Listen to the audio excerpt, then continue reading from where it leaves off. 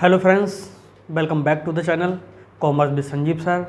Friends, I hope that you will be fine and I wish for a bright future with us. Friends, before this chapter, I have taught you about the many important points of business law. So please see all the videos and get PDF notes by our channel at Telegram Commerce with Sanjeev sir. Friends, now we study about business law.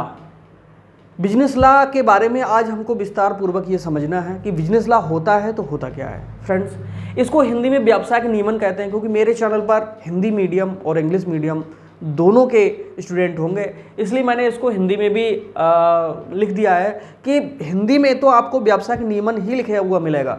कुछ books में व्यावसायिक नियमन एवं ढांचा होगा, but English में आपको business law या बिजनेस रेगुलेटरी एंड फ्रेमवर्क आपको लिखा हुआ मिलेगा. ओके, ये जो सब्जेक्ट है आपको सबसे ज़्यादा टफ लगता है, बट ये सबसे इजी है.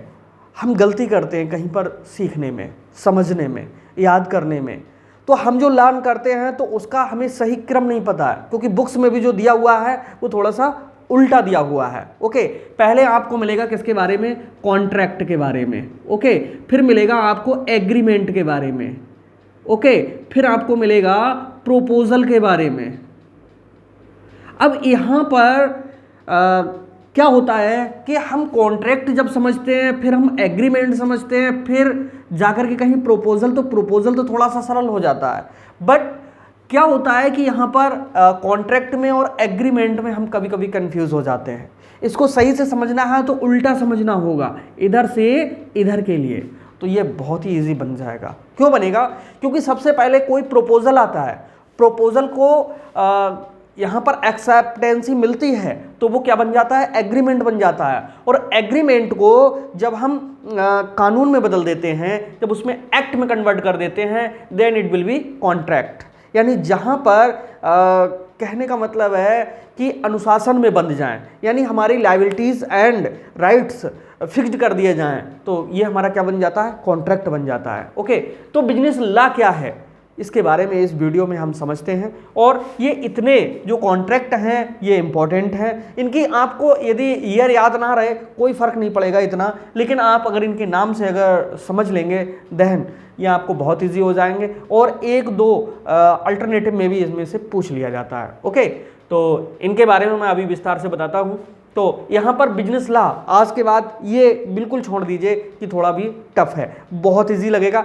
जितना भी पूरा चैप्टर है इसी चैनल पर आपके लिए मिलेगा, और पूरा ये सब्जेक्ट भी इसी चैनल पर आपको मिलेगा. तो दोस्तों आइए समझते हैं बिजनेस लॉ क्या होता है. बिजनेस लॉ, बिजनेस लॉ में दो वर्ड हैं. ओके, बिजनेस और लॉ. बिजनेस किसे कहते हैं और लॉ किसे कहते हैं? देखिए, बिजनेस जब कोई व्यक्ति अपना जीवन यापन करने के लिए कुछ भी कार्य करता है, जैसे मैं आपको पढ़ा रहा हूँ, दर्जी सिलाई करता है, वकील अपनी वकालत करता है, डॉक्टर डॉक्टरी करता है. ओके, इसी तरह से कोई भी व्यक्ति अपना जीवन यापन करने के लिए जितने भी कार्य करता है तो वो उसका क्या कहलाता है दोस्तों? बिजनेस कहलाता है. अब जितना भी कार्य हो रहा है वो अकॉर्डिंग टू रूल होना चाहिए, जिससे किसी के साथ में अहित ना हो, किसी का कोई नुकसान ना हो, कोई व्यक्ति पीड़ित ना हो, यानी किसी पर कोई फोर्स ना डाला गया हो. तो इसी के लिए हम क्या कहते हैं? लॉ कहते हैं, जिससे किसी को कोई प्रॉब्लम ना हो. तो यहाँ पर कैसे करके अपना बिजनेस किया जाए, ओके, जिससे बिजनेस तो ग्रो करे ही और साथ में अदर जो पार्टीज़ हैं वो भी सेटिस्फाई हों. बस इसी के लिए हम क्या कहते हैं? बिजनेस लॉ कहते हैं. ओके, क्योंकि बिजनेस को किन नियमों के आधार पे हमें चलाना है, इसीलिए तो इसको व्यावसायिक नियमन कहा गया है. यानी बिजनेस तो करना है लेकिन किन नियमों के साथ में करना है. अब बिजनेस में क्या होता है कि जब तक हमारा क्लाइंट नहीं होगा, कस्टमर नहीं होगा, तब तक हम बिजनेस करेंगे किसके साथ में? तो ऐसा होता है कि उनके लिए भी कोई ना कोई राइट्स दिए गए हैं, ठीक है, कस्टमर्स के लिए भी, और हमारे लिए भी कोई ना कोई राइट्स दिए गए हैं. और पूरी कॉमर्स को समझते समय अपने आप को आप व्यापारी समझेंगे.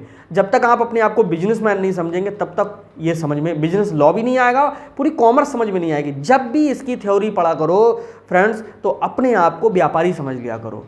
और जैसे ही आपने अपने आप को बिजनेसमैन के स्थान पर रखा, समझ लीजिएगा वो आपका पूरा टोटल समझ में आने लगेगा कि हमें क्या करना चाहिए क्या नहीं करना चाहिए। ओके, तो यहाँ पर जो इम्पोर्टेंट मतलब एक्ट हैं उनके बारे में मैं थोड़ा सा यहाँ पर बता रहा हूँ।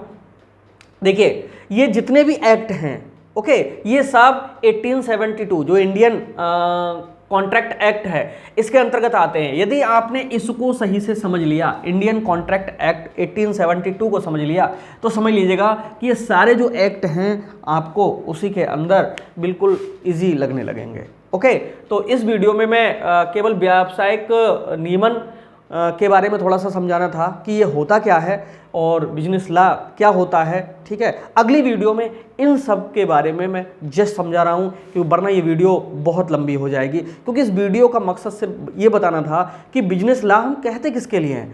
बिजनेस लॉ यानी बिजनेस करने के लिए जो हम कानूनों का पालन करते हैं वही हमारा क्या है, बिजनेस लॉ है। कौन कौन से कानून हैं वो सब सामने लिखे हुए हैं। Indian Contract Act 1872, Sales of Goods Act 1930, Partnership Act 1932, Company Act 1956 और बाद में एक कंपनी एक्ट 2013 बन के तैयार हो गया है, जो इस समय कुछ यूनिवर्सिटी ने लागू कर दिया है, कुछ जगह पर लागू नहीं हुआ है अभी।